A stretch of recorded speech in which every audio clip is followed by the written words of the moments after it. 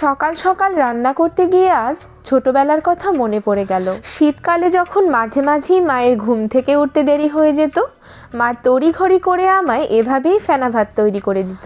আর এখন মাছ মাংস খেতে যখন অরুচি চলে আসে, তখন এই ফেনা ভাত আমার কাছে অমৃত মনে হয়। যদিও জানি কম বেশি সকলেই আপনারা ফেনা ভাত তৈরি করতে পারেন, তবুও আমি আমার মতো করে শেয়ার করছি। চাল আর ডাল মিক্সড করেও কিন্তু এই রেসিপিটি করা যায়, তবে শুধুমাত্র গোবিন্দভোগ চাল দিয়েই আজ আমি এই রান্নাটি করব। এখানে 250 গ্রাম গোবিন্দভোগ চাল নিয়েছি আর ভালোভাবে ধুয়ে নিয়েছি। প্রেসার কুকারে 2টো ডিম সিদ্ধ করে নেব, আর তার জন্য দিয়েছি সামান্য জল, নুন আর সাদা তেল। 2টো সিটি দিয়ে নিলেই হবে। আর সাদা তেল দিলে দেখবেন ডিম কিন্তু ফাটবে না। ভাতে সিদ্ধ দেওয়ার জন্য 2টো আলুর খোসা ছাড়িয়ে নিচ্ছি আর মাঝখান থেকে 2 টুকরো করে নিচ্ছি।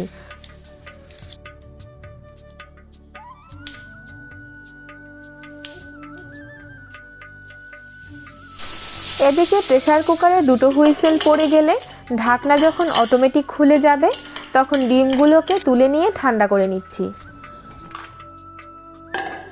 প্রেসার কুকারটাকে একবার ধুয়ে নিলাম, যেহেতু ডিম সিদ্ধ করেছিলাম। এবারে ধুয়ে রাখা চাল এবং আলু দিয়ে দিচ্ছি। আরও দিয়ে দিচ্ছি একটা বেগুনের অর্ধেকটা, বেশ কিছু কাঁচা লঙ্কা, নুন আর সর্ষের তেল। আপনারা এখানে বিভিন্ন রকমের সবজি ব্যবহার করতেই পারেন, তবে আমার কাছে ছিল না বলে দিলাম না। যে কাপে চাল মেপেছিলাম, এবারে সেই কাপেরই 3 কাপ জল দিয়ে দিচ্ছি।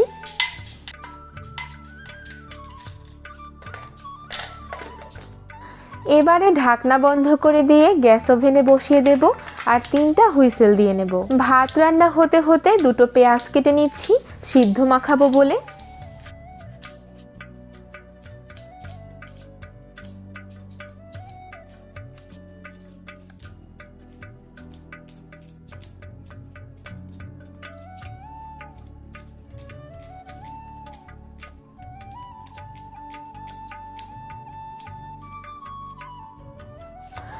এদিকে ডিমগুলোও ঠান্ডা হয়ে গেছে, খোসা ছাড়িয়ে নিচ্ছি।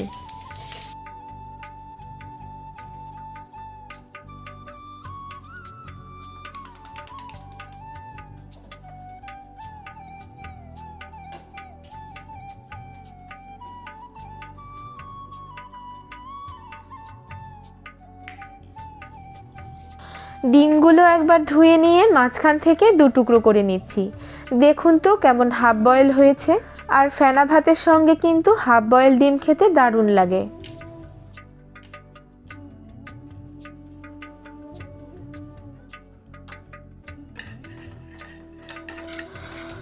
সর্ষের তেলে সামান্য নুন দিয়ে পেঁয়াজগুলোকে ভেজে নেব।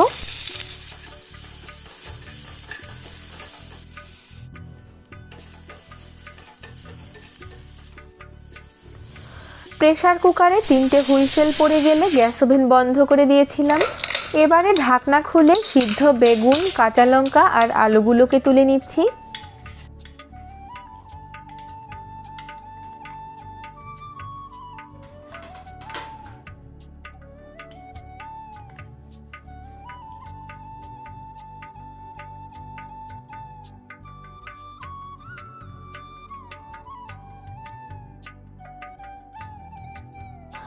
এবারে নুন দিয়ে সিদ্ধ আলু আর 2টো কাঁচা লঙ্কা ভালো করে চটকে নিচ্ছি।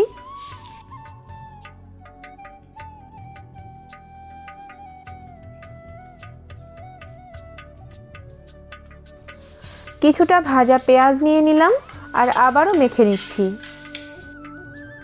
এবারে ঘি দিয়ে আরও একবার মেখে নিচ্ছি।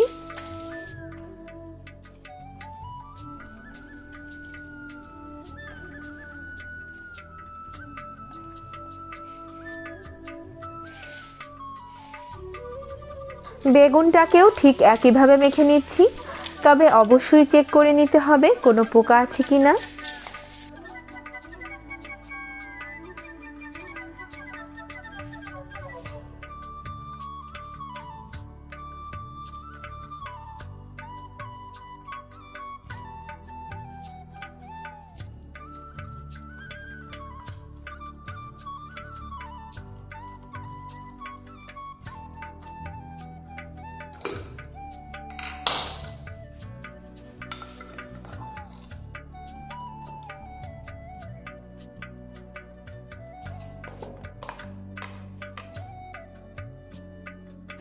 এবারে শুধু পরিবেশন আর উপভোগ।